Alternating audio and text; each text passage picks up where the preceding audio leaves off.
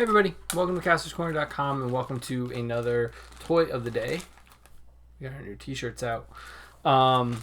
New toy of the day here on CastorsCorner.com. You can go to our website for a full gallery of these guys. You can follow us. We are at Castors Corner on all social media, and you can check out the Cornercast podcast every Monday night on Apple Podcasts. Subscribe to that. Subscribe to this channel. So today's toy of the day is we're going for another beginnings video. The 80s were really like a weird time because they just like made anything. Like if it worked, it worked. If it didn't, they just moved on.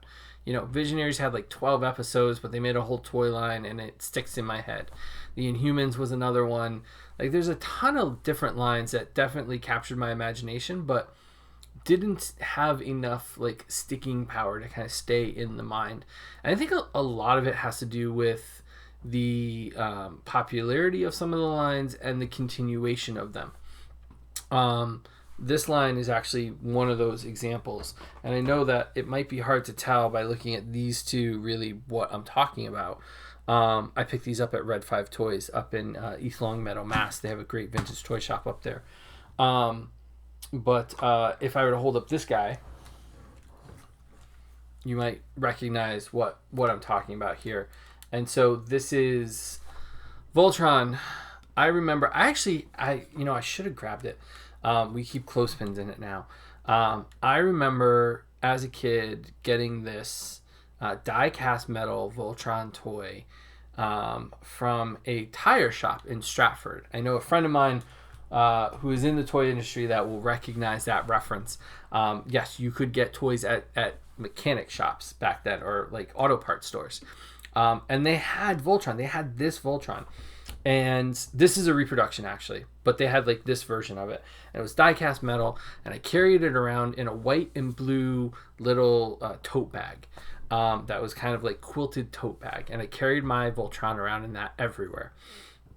And I love the line.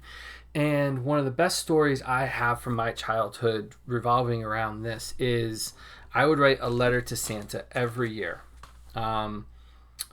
Forced in some respects. I wanted to do it, but my procrastination and waiting until the last minute always happened. And so my mom sat down to write a letter with me. I didn't write it myself. She helped me write this one. And I remember going through a whole list of like things I wanted. And I remember having this Voltron and watching the cartoon and really just loving the characters and loving the storylines and the idea of jumping in the lines and forming Voltron. Just really was a big part of my imagination and capturing it. And I wrote the letter and said, Santa, I would like a Voltron figure with all the lions, but I wanted the option to be able to put the pilots into the lions. Now, in my imagination, that was going to be 5 feet tall, and the figures were going to be like Thundercat size. I didn't get that. But under the Christmas tree that year, Santa did bring pilots. And those pilots sat in their lions. And it was one of the most magical moments in my entire childhood to have written a letter to Santa, creating a toy that at the time that was written did not exist in my reality. And then to actually have said toy in my hands at Christmas time was one of the most magical moments of my life. I almost want to cry. I'm like tearing up. I got all the pilots. I got Hunk. I got Pidge. I got Keith. I got Lance. I had to hide Laura, but I got them. I bought these at Red 5. With the exception of the actual lion, everything came from Red 5. I got recently when they opened. They had a great selection and great prices. They don't sponsor this. It's just, if you're in the Mass area, Springfield area, it's a great shop to go to for vintage toys. and I got them all. And there were play sets and a castle, and it was just one of those Christmases where my imagination came alive.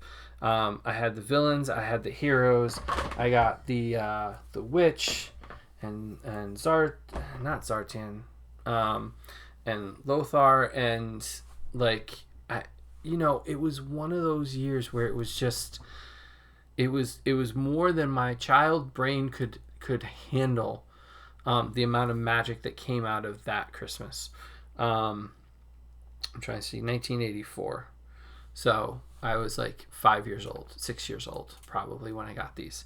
So that was just stunning for me. And then another magical moment with Voltron happened. It was the late 90s, or actually early 90s, when Power Rangers came out. And I had a choice. Either, and I've told the story a little bit. It's like either go get into Power Rangers or get into Batman the Animated Series.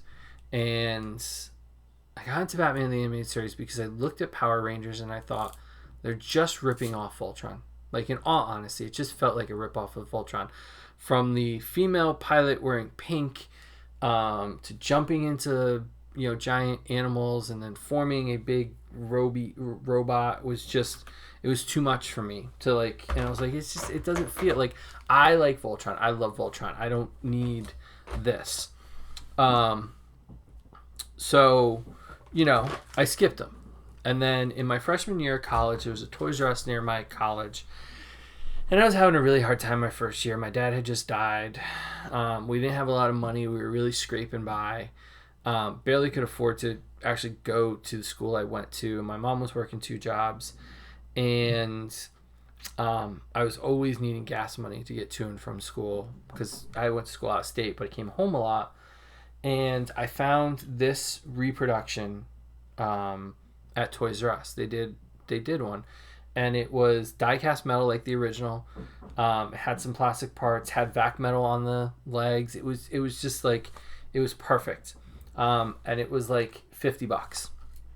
And I remember at the time I bought it back to my dorm room, opened it up, played with it, and put it back in the box to keep it safe because I had a psychotic roommate that did very weird things. I'm not even gonna go into that. So I wanted to keep it safe. And I remember for Christmas or around Thanksgiving when I went home, I needed gas money. And so I packaged it back up, I kept the receipt, and I returned it to Toys R Us to get the cash back. And I told my mom the story. And an 18-year-old Khalil came home from college, and under the Christmas tree was this. And I think I cried. I want to cry now. My mom has always supported it and understood it, and even when I go crazy and buy stupid things and buy too much and ramble on and on, she has supported my collecting, my passion, and surprised me with some really great gifts over the years. From helping me write my Santa list and creating those toys that I didn't know existed, to buying that for me when I couldn't afford it for myself, and realizing like how important it was to sacrifice that. It means the world to me to have it in my collection. And it has, it's influenced, these guys have influenced a lot of my collecting. I tried to get into the Netflix Voltron. It wasn't as good, but I think that they did some really good things for kids in that with gender and race. And I thought that was a really good jumping off point to really inspire some new generation of kids. I just wish the toys had followed through the way the toys of the 80s followed through for us. But I'm looking forward to augmenting this by getting their helmets and then getting the actual lions that they can fit in, and completing my Voltron collection. And someday I'll get the castle back too. Funny story. I remember playing with the castle. My mom wanted to go. to church for Christmas Day, and I didn't. I wanted to stay home and play with these guys in my castle, and Tita stayed home with me, and we were going to go to the movies, and we had this rule that if you swore, you got slapped on the wrist. And so I would walk around the house slapping people on the wrist because my family swore a lot. And I was reading through the paper, and I was just like reading the listings of like what was at the movie theaters, and Hellraiser was a movie, and hell at the time was a swear for me. I wasn't allowed to say it. And I remember Tita looking at me and me looking at her and realizing what I had said. And I said, but I just read what was in the paper. You told me to read. And she goes, it doesn't matter. She slapped me on the wrist. And it was, it stuck with me, but I remember continuing to play with the castle because I didn't want to go to church. So I'm going to put up a full gallery of these guys along with this one, this big guy here, who has seen better days, but it's an important part of my collection. And you can check out a full gallery on castorscorner.com. You can follow us. We are at Kastor's Corner on all social media. And you can check out the Cornercast podcast every Monday night on Apple Podcasts.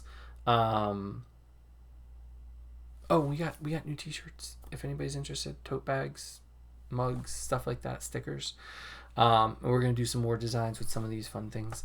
Thank you guys for watching, and we'll see you tomorrow night for another toy of the day here on castorscorner.com. Have a good night, everybody.